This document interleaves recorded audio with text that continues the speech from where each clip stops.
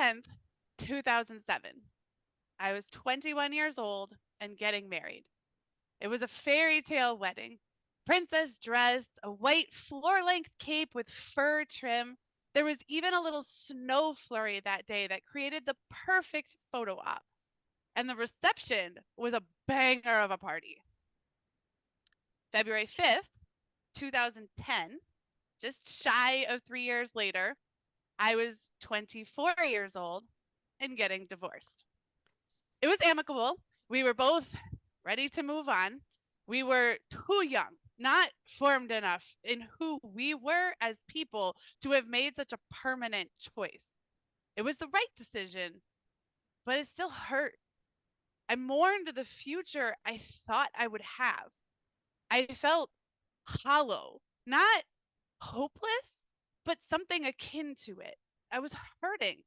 I was embarrassed. And most of all, I felt like a complete failure. I longed for comfort, something familiar and warm. I decided on a whim to go to church. Now, church in probably 8 years. Growing up, my mom and I went to St. Thomas Aquinas every Sunday because she was raised Catholic, and my dad went to the Protestant church down the road because he was raised Protestant. My mom and I always went to the 8 a.m. mass that was in the center rather than the 8:30 mass that was in the chapel. Whatever you're picturing when you think of a Catholic mass, total opposite. This was stackable chairs, casual dress, and a folk band with guitars and drums, and the lyrics to the songs projected up on the wall for us to sing and clap along jubilantly. But going through that divorce, I didn't want happy, folksy time. I wanted to feel immersed in something greater than me. I wanted to break the pattern of my depression. So I decided to do something that I never do unless under extreme duress. I decided to wake up early. I decided that I would get up early on my one day off and go to the formal traditional mass in the chapel. And I did. I got up early the next Sunday morning, put on some nice proper church clothes, and went to find some peace, some comfort in my time of need. I can remember it all so clearly. The green carpet on the altar stage was unchanged. Where I sat, Mary's vestibule was behind me, and the organ was in the balcony in front of me. I sat wrapped in the nostalgia of my youth, a simpler time, a time when I could trust that no matter what happened, someone would take care of me. Someone would make things okay. The first reading was shared. The brown tile floor beneath my feet and the rounded backs of the wooden pews were exactly as I remembered. The second reading was read. I smiled at the familiar images in the stained glass windows. Then the priest began the gospel reading.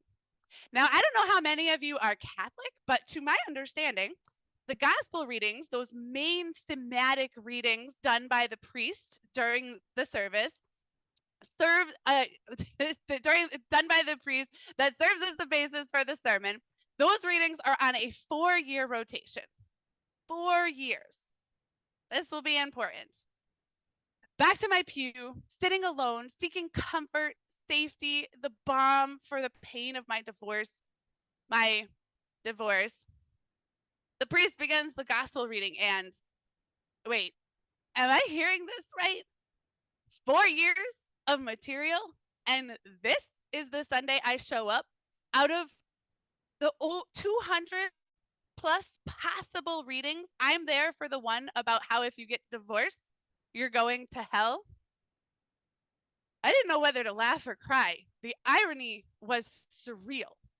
Now, the gospel reading wasn't actually that harsh, but as the priest moved on to the sermon, his interpretation was pretty clear. The bubble of comfort and nostalgia was shattered. The one upside was, according to this guy, I would not be going alone on my trip downward. The gays were coming with me. This was not at all what I remembered.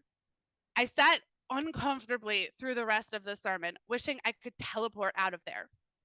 The priest began the consecration, and then it was time for communion. And I was faced with a choice.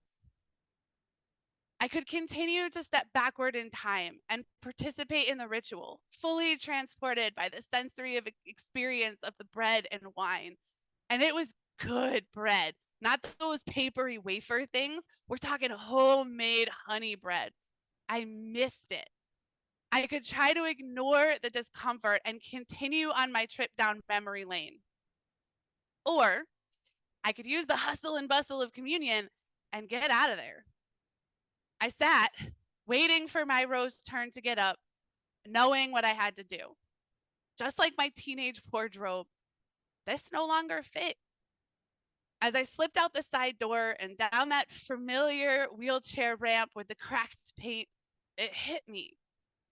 No one was going to save me this time. No one could fix this for me. If there was going to be a miracle, I mean, I was in the right place. But no, looking backwards held no answers. I was alone. Have you ever been there? Alone? It's dark and it's scary and it's cold. But it's also a choice point. Would I be a victim, wallowing in my shame and failure? Or would I choose to save myself? Like Anne Lamott said, being enough was going to have to be an inside job. God, the universe, whatever force you believe in, wasn't going to bail me out. I had to save me. My past wasn't going to help me. My past couldn't heal me. It could inform my future, but it couldn't fix it. There would be no retreat, no hiding. If I wanted to heal, it was going to have to come from inside of me. I had to choose to overcome, to be stronger than my circumstances, to do the hard work of becoming the next evolution of me. We all hold that power within us. It's easy to get distracted and think that the answers are out there, but they aren't. No one can fix you but you. You have a choice. The next time it gets hard, will you shrink backwards or boldly step forward? You get to choose.